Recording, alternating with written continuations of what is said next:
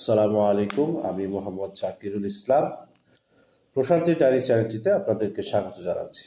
আজকে আমরা জানবো পোশাক পরিচ্ছদ সম্পর্কে কিছু কথা।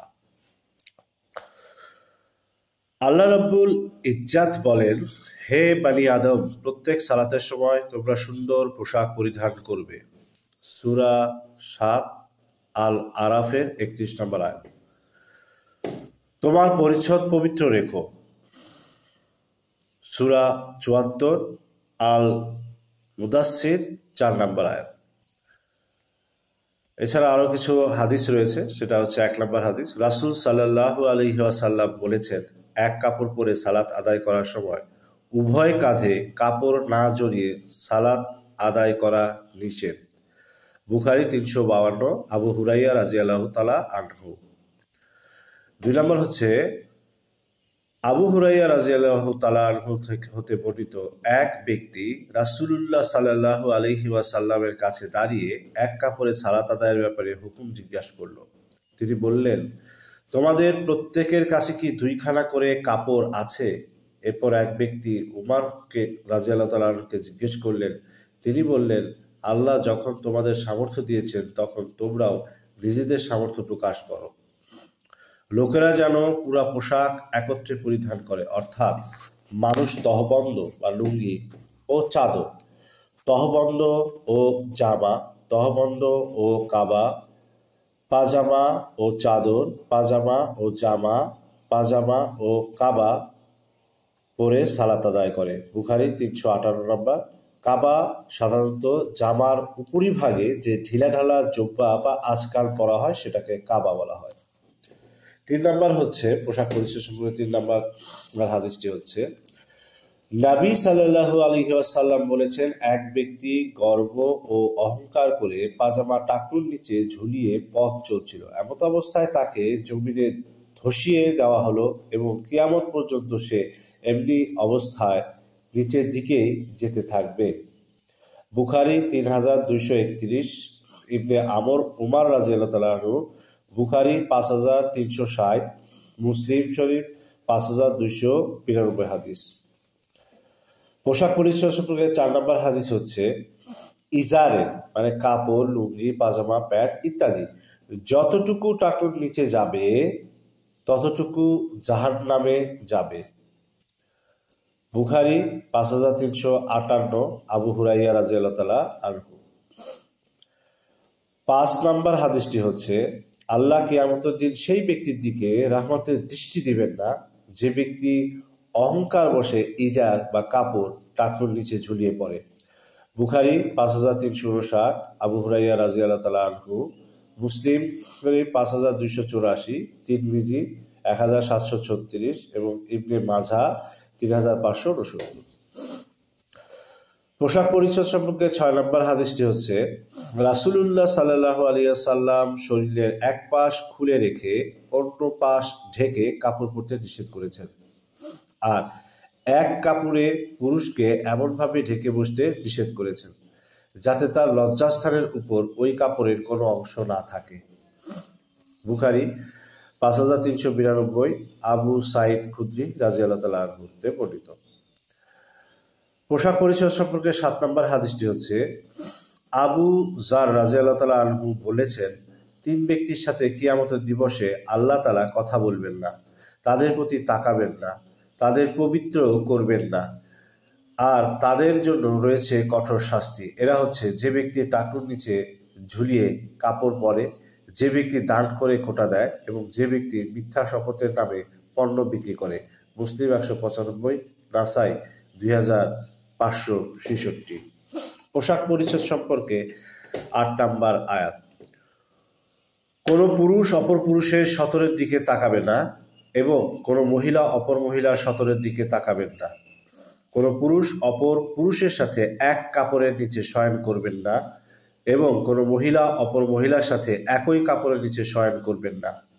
মুসলিম শরীফ 659, আবু সাঈদ খুদরি রাদিয়াল্লাহু তাআলা আনহু।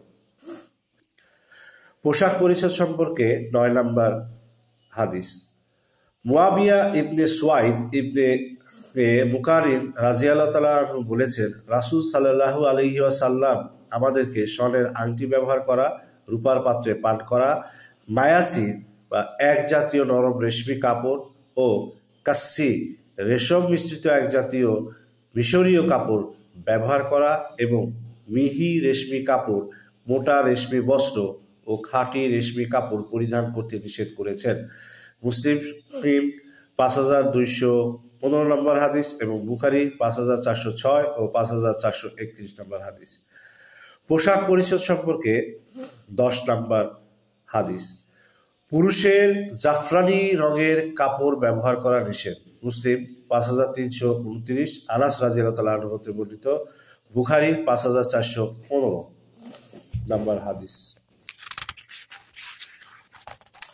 পোশাক পরিচ্ছদ সম্পর্কে 11 নম্বর হাদিস।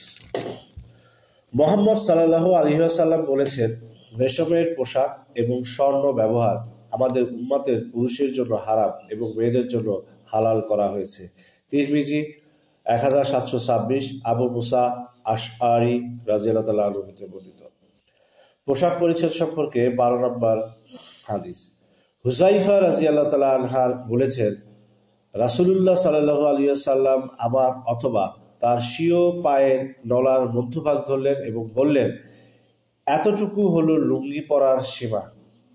হুযায়ফা রাদিয়াল্লাহু তাআলা আনহু, লুঙ্গি পরার সীমা। হুযায়ফা রাদিয়াল্লাহু তাআলা আনহু বলেছেন, রাসূলুল্লাহ সাল্লাল্লাহু আলাইহি ওয়াসাল্লাম আমার অথবা তার স্বীয় পায়ের নলার মধ্যভাগ ধরলেন এবং বললেন, এতটুকু হলো লুঙ্গি পরার সীমা। যদি তা না মানা হয় তাহলে আরো একটু নিচ পর্যন্ত তা পড়তে পারো। তাও যদি না মানো তাহলে গোড়ালির এই হাড়টি বা টাকনুতে লুঙ্গি পরার কোনো হক নেই। তিরমিজি 1790 নম্বর হাদিস এবং ইবনে মাজাহ 3573 নম্বর হাদিস। পোশাক পরিচ্ছদ সম্পর্কে 13 নম্বর হাদিস। যে ব্যক্তি দুনিয়ায় রেশমি কাপড় পরিধান করবে, পরকালে সে তা পরতে পারবে না। তিরমিজি 2817 নম্বর হাদিস। ইবনে উমর রাদিয়াল্লাহু তাআলা আনহু থেকে বর্ণিত, বুখারী 5403 নম্বর হাদিস। পোশাক পরিচ্ছদ সম্পর্কে 14 নম্বর হাদিস। যে ব্যক্তি গর্ব ও অহংকার প্রকাশের জন্য পোশাক পরিধান করে, কিয়ামতের দিন আল্লাহ তাকে ওই ধরনের পোশাক পরাবেন, এরপর তাতে জাহান্নামের আগুন লাগিয়ে দিবেন। আবু দাউদ 3987 নম্বর হাদিস। ইবনে উমর রাদিয়াল্লাহু তাআলা আনহু হতে বর্ণিত। 15 নম্বর পোশাক পরিচ্ছদ সম্পর্কে 15 নম্বর হাদিস হচ্ছে ইবনে আব্বাস রাদিয়াল্লাহু তাআলা আনহু হতে বর্ণিত, রাসূলুল্লাহ সাল্লাল্লাহু আলাইহি ওয়াসাল্লাম বলেছেন, তোমরা সাদা কাপড় ব্যবহার করবে, কেননা তা উত্তম, এবং মৃতদের সাদা কাপড় দিয়ে দিবে। আবু দাউদ 4017, তিরমিজি 2810। 16 নম্বর আয়াত হচ্ছে, নবী সাল্লাল্লাহু আলাইহি ওয়াসাল্লাম মহিলাদের পোশাক পরিধানকারী পুরুষের এবং পুরুষদের পোশাক পরিধানকারী মহিলাদের উপর লানত করেছেন। আবু দাউদ 4054 নম্বর হাদিস। আবু হুরায়রা রাদিয়াল্লাহু তাআলা আনহু হতে বর্ণিত এবং বুখারী 5452 নম্বর হাদিস। পোশাক পরিচ্ছদ সম্পর্কে 17 নম্বর হাদিস। আবু হুরায়রা রাদিয়াল্লাহু তাআলা আনহু বলেছেন, রাসূল সাল্লাল্লাহু আলাইহি ওয়াসাল্লাম 2 ধরনের পোশাক পরতে নিষেধ করেছেন। প্রথমত, শরীরের সাথে কাপড় এমনভাবে লেপ্টে থাকে যাতে শরীরের ভাঁজ দেখা যায়। দ্বিতীয়ত, এমনভাবে কাপড় পরা যাতে সতর খোলা থাকে, অর্থাৎ লজ্জাস্থান প্রকাশ পায়। ইবনে মাজাহ 3560 নম্বর হাদিস। 3560 নম্বর হাদিস। পোশাক পরিচ্ছদ সম্পর্কে 18তম হাদিস। জুতা পরার সময় ডান পা থেকে শুরু করবে এবং খোলার সময় বাম পায়ের জুতা আগে খুলতে হবে। ইবনে মাজাহ 3616 নম্বর হাদিস। আবু হুরায়রা রাদিয়াল্লাহু তাআলা আনহু হতে বর্ণিত, বুখারী 5423 নম্বর হাদিস এবং 5424 নম্বর হাদিস। পোশাক পরিচ্ছদ সম্পর্কে 19তম হাদিস। মুহাম্মদ সাল্লাল্লাহু আলাইহি ওয়াসাল্লাম জুতা পরা, চুল আঁচড়ানো এবং পবিত্রতা অর্জন করা তথা প্রত্যেক কাজেই ডান দিক থেকে শুরু করতেন। বুখারী 169 নম্বর হাদিস, আয়েশা রাদিয়াল্লাহু তাআলা আনহা থেকে বর্ণিত। পোশাক পরিচ্ছদ সম্পর্কে 20তম হাদিস। সালাতের সময় কাপড় যদি লম্বা থাকে তাহলে শরীরে জড়িয়ে পড়তে, আর যদি খাটো হয় তাহলে তহবন্ধ রূপে ব্যবহার করতে হবে। বুখারী 354 নম্বর হাদিস। সাইদ ইবনে হারিস রাদিয়াল্লাহু তাআলা আনহু থেকে বর্ণিত। 21 নম্বর হাদিস পোশাক পরিচ্ছদ সম্পর্কে। আব্দুল্লাহ ইবনে বুরাইদা রাদিয়াল্লাহু তাআলা আনহু হতে বর্ণিত, রাসূল সাল্লাল্লাহু আলাইহি ওয়াসাল্লাম এক বস্ত্র পরিধান করে সালাত আদায় করতে নিষেধ করেছেন যা শরীর আবৃত করে না। অপরপক্ষে তিনি চাদরবিহীন অবস্থায় কেবল পায়জামা বা লুঙ্গি পরিধান করে সালাত আদায় করতেও নিষেধ করেছেন। আবু দাউদ 638 নম্বর হাদিস এবং 636 নম্বর হাদিস।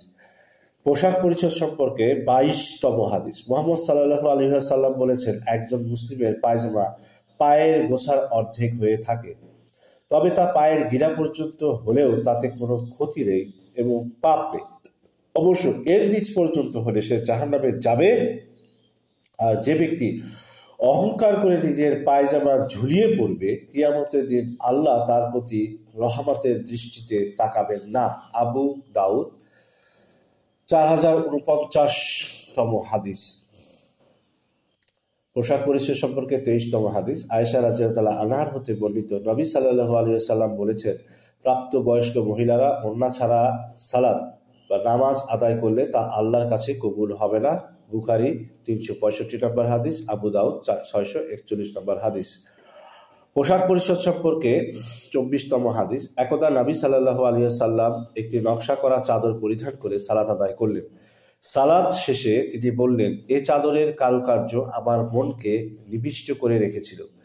এটি আবু জাহমের নিকট ফিরিয়ে দাও এবং এর পরিবর্তে একটি নকশাবিহীন চাদর নিয়ে এসো। বুখারী 714 নম্বর আর হাদিস, আয়েশা রাদিয়াল্লাহু আনহা। পোশাক পরিচ্ছদ সম্পর্কে 25 নম্বর হাদিস। আয়েশা রাদিয়াল্লাহু আনহা বলেছেন, আমাদের একটি পর্দা ছিল, এতে পাখির ছবি ছিল, আর গৃহে প্রবেশকারীর প্রবেশের সময় তার সম্মুখে পড়ত। রাসূল সাল্লাল্লাহু আলাইহি ওয়াসাল্লাম আমাকে বললেন, এটি দূরে রেখো, কারণ যতবার আমি প্রবেশ করি এবং তা দেখি ততবার আমি ইহকাল স্মরণ করেছি। মুসলিম 5342তম হাদিস। পোশাক পরিচ্ছদ সম্পর্কে 26তম হাদিস। আয়েশা রাদিয়াল্লাহু আনহা বলেছেন, একদা নবী সাল্লাল্লাহু আলাইহি ওয়াসাল্লাম আমার নিকট হুজরায় আসলেন। সে সময় আমি একটি মসলিন বস্ত্রের পর্দা লাগিয়ে রেখেছিলাম, যাতে কোনো ছবি ছিল, যার দারুণ তার চেহারা বিমর্ষ হয়ে গেল। অতঃপর তিনি পর্দাটি হাতে নিয়ে তা ছিঁড়ে ফেললেন। তারপরে বললেন, কিয়ামতের দিবসে ভয়ঙ্কর শাস্তি ভোগকারী ব্যক্তিদের মধ্যে ওরাও থাকবে যারা আল্লাহর সৃষ্টির সাথে তুলনা কার্যে অগ্রসর হয়। মুসলিম 5345তম হাদিস। পোশাক পরিচ্ছদ সম্পর্কে 27তম হাদিস। যে ঘরে কোনো প্রাণীর ছবি বা মূর্তি, কুকুর কিংবা জুনুবি অপবিত্র ব্যক্তি থাকে, সে ঘরে রহমতের ফিরিস্তা প্রবেশ করে না। বুখারী 5512 নম্বর হাদিস, 5523 নম্বর হাদিস। মুসলিম 5341 নম্বর হাদিস, 5333 নম্বর হাদিস। আয়েশা রাদিয়াল্লাহু আনহা থেকে বর্ণিত। আবু দাউদ 227 নম্বর হাদিস, নাসাই 262 নম্বর হাদিস। পোশাক পরিচ্ছদ সম্পর্কে 28তম হাদিস। নতুন পোশাক পরিধান করার সময় দোয়া পড়া। দোয়াটি হচ্ছে, আল্লাহুম্মা লাকাল হামদু আনতা কাসাউতানিহি আসআলুকা বিন খাইরিহি ওয়া খাইরি মা সুনিয়া লাহু ওয়া আউযু বিকা মিন শাররিহি ওয়া শাররিহি মা সুনি আল্লাহু। আবু দাউদ 3979 নম্বর হাদিস, তিরমিজি 1773তম হাদিস। যার অর্থ হচ্ছে, হে আল্লাহ, তোমার জন্য সমস্ত প্রশংসা, তুমি আমাকে এটি পরিধান করিয়েছ যে কারণে এটি তৈরি করা হয়েছে, এবং এর মধ্যে যে কল্যাণ নিহিত রয়েছে, আমি তোমার কাছ থেকে সেই মঙ্গল চাই, এবং যে খারাপি হতে মুক্ত থাকার জন্য এটি তৈরি করা হয়েছে তা থেকেও পানাহ চাই। নতুন পোশাক পরার দোয়াটি আরো একবার বলছি। আল্লাহুম্মা লাকাল হামদু আনতা কাসাউতানিহি আসআলুকা মিন খাইরিহি ওয়া খাইরি মা সুনিয়াল্লাহু ওয়া আউযু বিকা মিন শাররিহি ওয়া শাররি মা সুনিয়াল্লাহু।